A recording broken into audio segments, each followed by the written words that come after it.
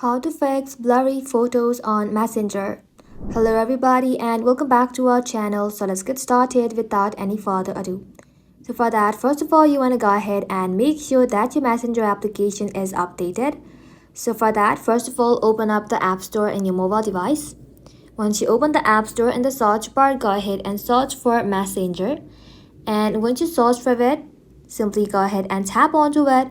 And in the blue button, if it says update instead of open, you want to go ahead and tap on update and let your Messenger application update to its latest version. Now once it is updated, head back to your home screen and then simply open Messenger application. So once you open the app, you want to go ahead and log into your Messenger account. Once you're logged into your account, go ahead and select a chat. Now from here, simply tap on the media icon right over here. And from here, go ahead and select a photo that you would like to send on Messenger. Once you select the photo, you'll then be able to find this icon that says HD right over here. You want to go ahead and click onto it. And once you click onto it, simply tap on send.